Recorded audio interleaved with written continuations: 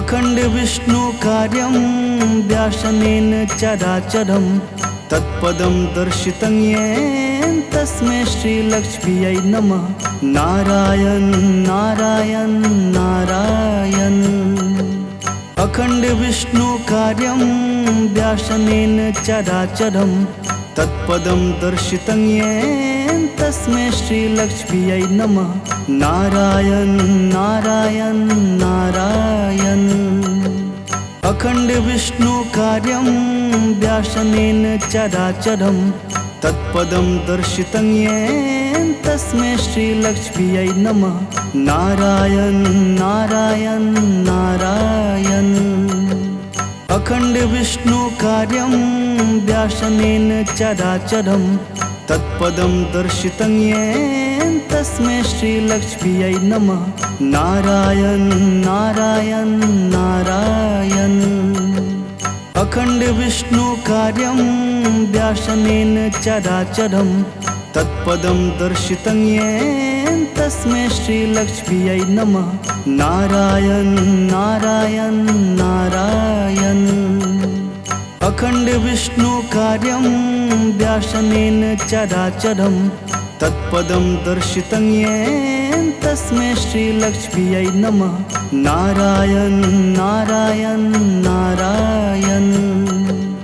अखंड विष्णु कार्यं व्यासनेन चराचरं तत्पदं दर्शितं येन तस्मै श्रीलक्ष्म्यै नमः। नारायण नारायण नारायण। अखंड विष्णु कार्यं व्यासनेन चराचरं तत्पदं दर्शितं येन तस्मै श्रीलक्ष्म्यै नमः। नारायण नारायण नारायण। अखंड विष्णु कार्यं व्यासनेन चराचरं तत्पदं दर्शितं येन तस्मै श्रीलक्ष्म्यै नमः। नारायण नारायण नारायण। अखंड विष्णु कार्यं व्यासनेन चराचरं तत्पदं दर्शितं येन तस्मै श्रीलक्ष्म्यै नमः। नारायण नारायण नारायण। अखंड विष्णु कार्यं व्यासनेन चराचरं तत्पदं दर्शितं येन तस्मै श्रीलक्ष्म्यै नमः। नारायण नारायण नारायण। अखंड विष्णु कार्यं व्यासनेन चराचरं तत्पदं दर्शितं येन तस्मै श्रीलक्ष्म्यै नमः। नारायण नारायण नारायण। अखंड विष्णु कार्यं व्यासनेन चराचरं तत्पदं दर्शितं येन तस्मै श्रीलक्ष्म्यै नमः। नारायण नारायण नारायण।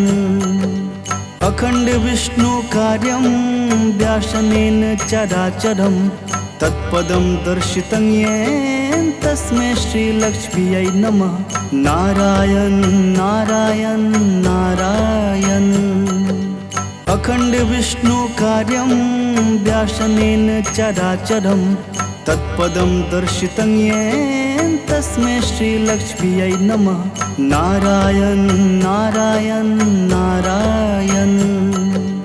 अखंड विष्णु कार्यं व्यासनेन चराचरं तत्पदं दर्शितं येन तस्मै श्रीलक्ष्म्यै नमः। नारायण नारायण नारायण।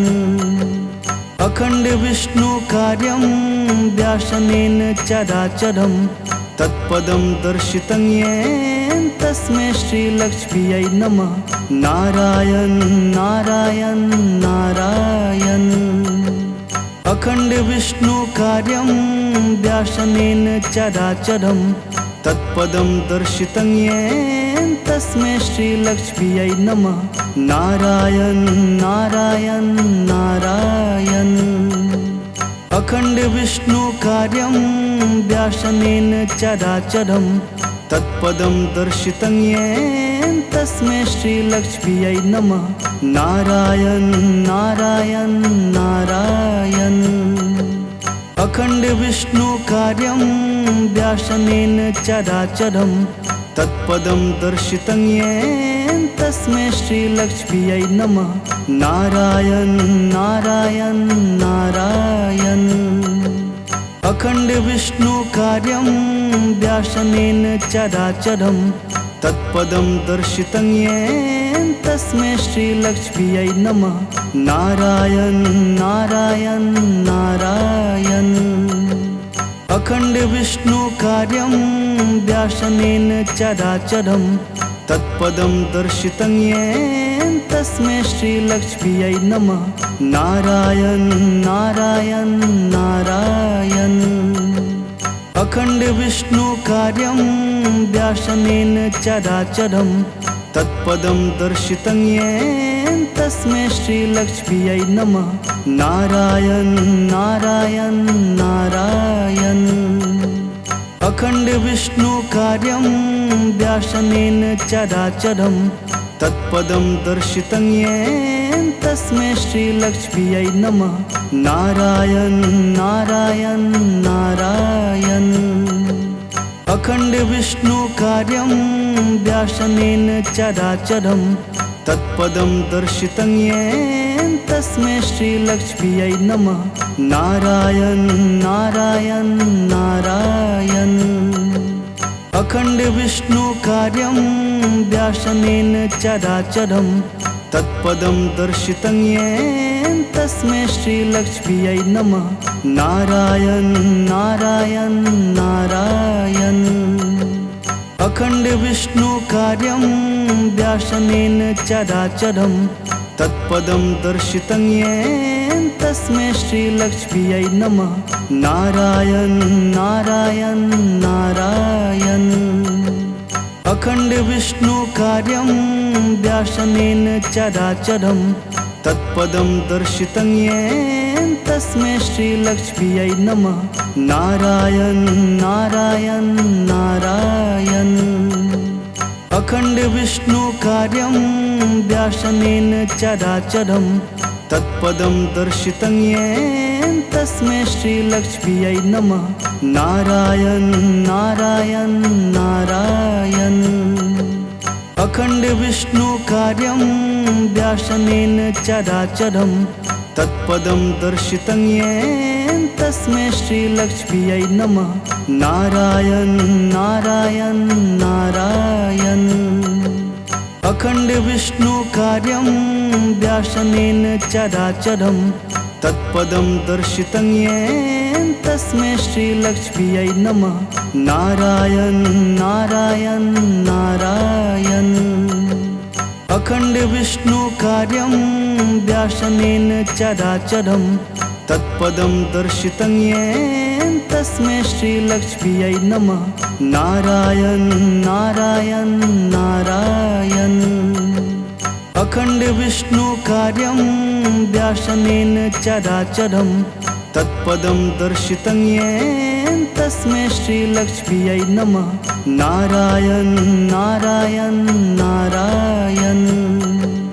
अखंड विष्णु कार्यं व्यासनेन चराचरं तत्पदं दर्शितं येन तस्मै श्रीलक्ष्म्यै नमः। नारायण नारायण नारायण।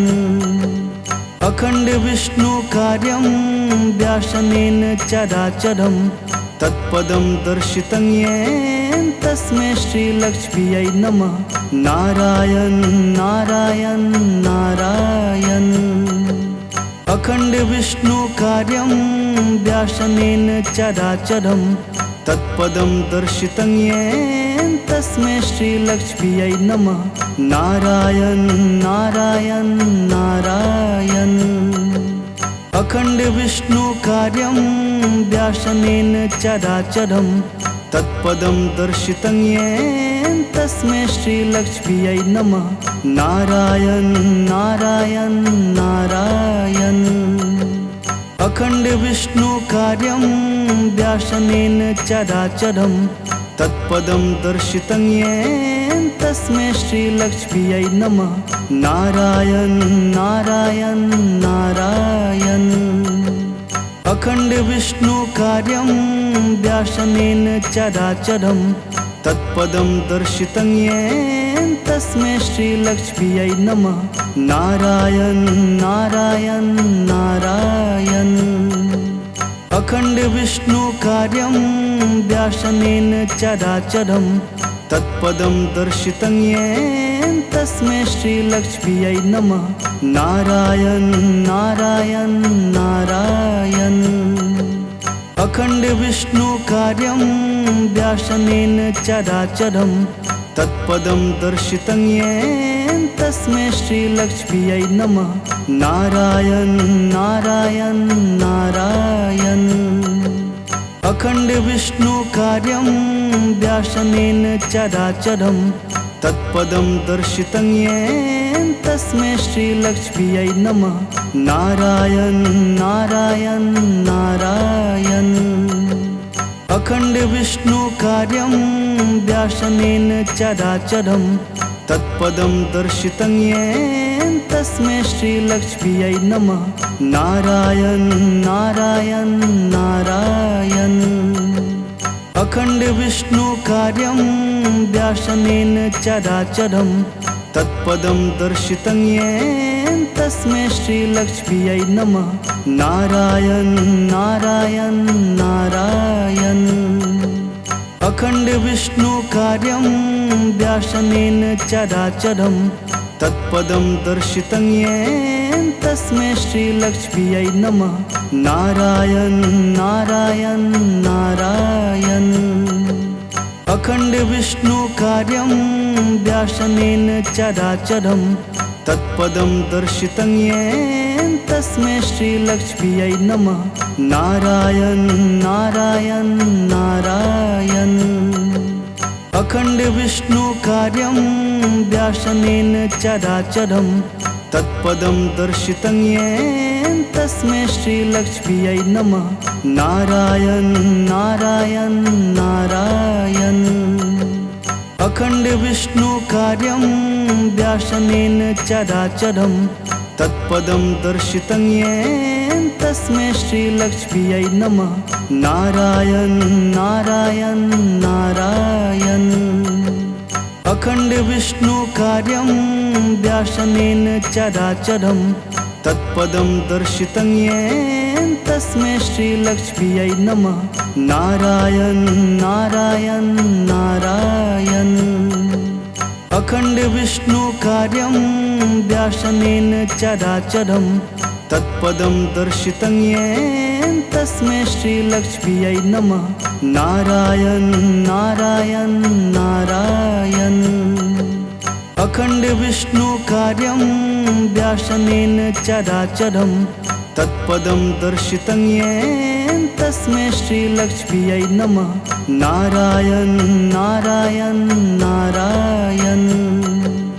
अखंड विष्णुकार्यं व्यासनेन चराचरं तत्पदं दर्शितं येन तस्मै श्रीलक्ष्म्यै नमः। नारायण नारायण नारायण। अखंड विष्णुकार्यं व्यासनेन चराचरं तत्पदं दर्शितं येन तस्मै श्रीलक्ष्म्यै नमः। नारायण नारायण नारायण। अखंड विष्णुकार्यं व्यासनेन चराचरं तत्पदं दर्शितं येन तस्मै श्रीलक्ष्म्यै नमः। नारायण नारायण नारायण। अखंड विष्णुकार्यं व्यासनेन चराचरं तत्पदं दर्शितं येन तस्मै श्रीलक्ष्म्यै नमः। नारायण नारायण नारायण।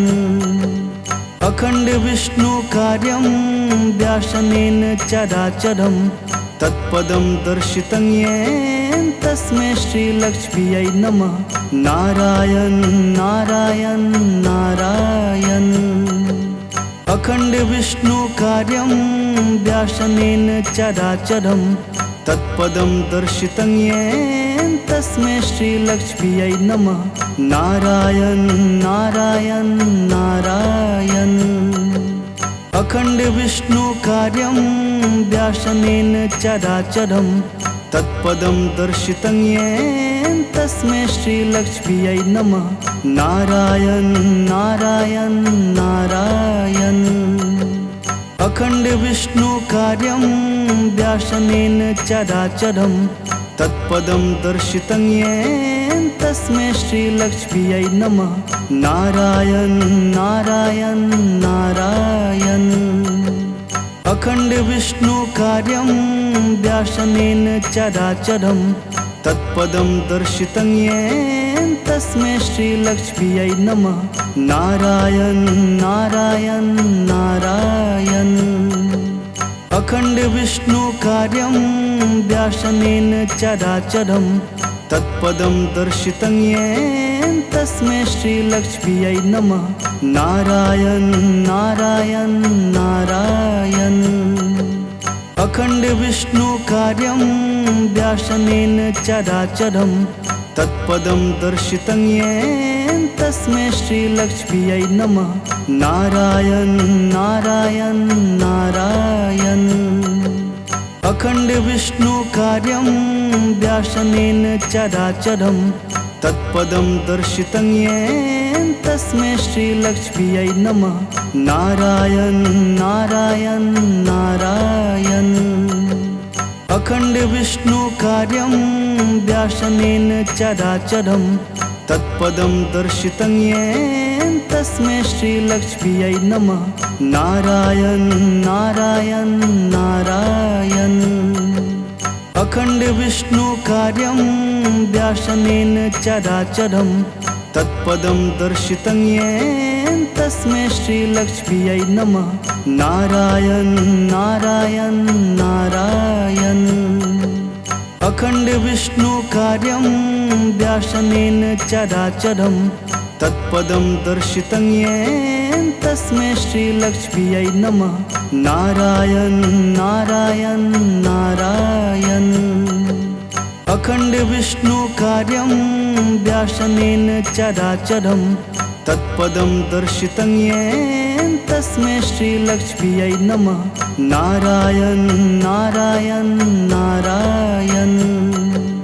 अखंड विष्णु कार्यं व्यासनेन चराचरं तत्पदं दर्शितं येन तस्मै श्रीलक्ष्म्यै नमः। नारायण नारायण नारायण। अखंड विष्णु कार्यं व्यासनेन चराचरं तत्पदं दर्शितं येन तस्मै श्रीलक्ष्म्यै नमः। नारायण नारायण नारायण। अखंड विष्णु कार्यं व्यासनेन चराचरं तत्पदं दर्शितं येन तस्मै श्रीलक्ष्म्यै नमः। नारायण नारायण नारायण। अखंड विष्णु कार्यं व्यासनेन चराचरं तत्पदं दर्शितं येन तस्मै श्रीलक्ष्म्यै नमः। नारायण नारायण नारायण। अखंड विष्णु कार्यं व्यासनेन चराचरं तत्पदं दर्शितं येन तस्मै श्रीलक्ष्म्यै नमः। नारायण नारायण नारायण। अखंड विष्णु कार्यं व्यासनेन चराचरं तत्पदं दर्शितं येन तस्मै श्रीलक्ष्म्यै नमः। नारायण नारायण नारायण। अखंड विष्णु कार्यं व्यासनेन चराचरं तत्पदं दर्शितं येन तस्मै श्रीलक्ष्म्यै नमः। नारायण नारायण नारायण। अखंड विष्णु कार्यं व्यासनेन चराचरं तत्पदं दर्शितं येन तस्मै श्रीलक्ष्म्यै नमः। नारायण नारायण नारायण। अखंड विष्णु कार्यं व्यासनेन चराचरं तत्पदं दर्शितं येन तस्मै श्रीलक्ष्म्यै नमः। नारायण नारायण नारायण। अखंड विष्णु कार्यं व्यासनेन चराचरं तत्पदं दर्शितं येन तस्मै श्रीलक्ष्म्यै नमः। नारायण नारायण नारायण। अखंड विष्णु कार्यं व्यासनेन चराचरं तत्पदं दर्शितं येन तस्मै श्रीलक्ष्म्यै नमः। नारायण नारायण नारायण। अखंड विष्णु कार्यं व्यासनेन चराचरं तत्पदं दर्शितं येन तस्मै श्रीलक्ष्म्यै नमः। नारायण नारायण नारायण। अखंड विष्णु कार्यं व्यासनेन चराचरं तत्पदं दर्शितं येन तस्मै श्रीलक्ष्म्यै नमः। नारायण नारायण नारायण। अखंड विष्णु कार्यं व्यासनेन चराचरं तत्पदं दर्शितं येन तस्मै श्रीलक्ष्म्यै नमः। नारायण नारायण नारायण। अखंड विष्णु कार्यं व्यासनेन चराचरं तत्पदं दर्शितं येन तस्मै श्रीलक्ष्म्यै नमः। नारायण नारायण नारायण। अखंड विष्णु कार्यं व्यासनेन चराचरं तत्पदं दर्शितं येन तस्मै श्रीलक्ष्म्यै नमः। नारायण नारायण नारायण। अखंड विष्णु कार्यं व्यासनेन चराचरं तत्पदं दर्शितं येन तस्मै श्रीलक्ष्म्यै नमः। नारायण नारायण नारायण। अखंड विष्णु कार्यं व्यासनेन चराचरं तत्पदं दर्शितं येन तस्मै श्रीलक्ष्म्यै नमः। नारायण नारायण नारायण। अखंड विष्णु कार्यं व्यासनेन चराचरं तत्पदं दर्शितं येन तस्मै श्रीलक्ष्म्यै नमः। नारायण नारायण नारायण। अखंड विष्णु कार्यं व्यासनेन चराचरं तत्पदं दर्शितं येन तस्मै श्रीलक्ष्म्यै नमः। नारायण नारायण नारायण। अखंड विष्णु कार्यं व्यासनेन चराचरं तत्पदं दर्शितं येन तस्मै श्रीलक्ष्म्यै नमः। नारायण नारायण नारायण। अखंड विष्णु कार्यं व्यासनेन चराचरं तत्पदं दर्शितं येन तस्मै श्रीलक्ष्म्यै नमः। नारायण नारायण नारायण। अखंड विष्णु कार्यं व्यासनेन चराचरं तत्पदं दर्शितं येन तस्मै श्रीलक्ष्म्यै नमः। नारायण नारायण नारायण। अखंड विष्णु कार्यं व्यासनेन चराचरं तत्पदं दर्शितं येन तस्मै श्रीलक्ष्म्यै नमः। नारायण नारायण नारायण। अखंड विष्णु कार्यं व्यासनेन चराचरं तत्पदं दर्शितं येन तस्मै श्रीलक्ष्म्यै नमः। नारायण नारायण नारायण। अखंड विष्णु कार्यं व्यासनेन चराचरं तत्पदं दर्शितं येन तस्मै श्रीलक्ष्म्यै नमः। नारायण नारायण नारायण। अखंड विष्णु कार्यं व्यासनेन चराचरं तत्पदं दर्शितं येन तस्मै श्रीलक्ष्म्यै नमः। नारायण नारायण नारायण। अखंड विष्णु कार्यं व्यासनेन चराचरं तत्पदं दर्शितं येन तस्मै श्रीलक्ष्म्यै नमः। नारायण नारायण नारायण। अखंड विष्णु कार्यं व्यासनेन चराचरं तत्पदं दर्शितं येन तस्मै श्रीलक्ष्म्यै नमः। नारायण नारायण नारायण। अखंड विष्णु कार्यं व्यासनेन चराचरं तत्पदं दर्शितं येन तस्मै श्रीलक्ष्म्यै नमः। नारायण नारायण नारायण। अखंड विष्णु कार्यं व्यासनेन चराचरं तत्पदं दर्शितं येन तस्मै श्रीलक्ष्म्यै नमः। नारायण नारायण नारायण। अखंड विष्णु कार्यं व्यासनेन चराचरं तत्पदं दर्शितं येन तस्मै श्रीलक्ष्म्यै नमः। नारायण नारायण नारायण। अखंड विष्णु कार्यं व्यासनेन चराचरं तत्पदं दर्शितं येन तस्मै श्रीलक्ष्म्यै नमः। नारायण नारायण नारायण। अखंड विष्णु कार्यं व्यासनेन चराचरं तत्पदं दर्शितं येन तस्मै श्रीलक्ष्म्यै नमः। नारायण नारायण नारायण। अखंड विष्णु कार्यं व्यासनेन चराचरं तत्पदं दर्शितं येन तस्मै श्रीलक्ष्म्यै नमः। नारायण नारायण नारायण।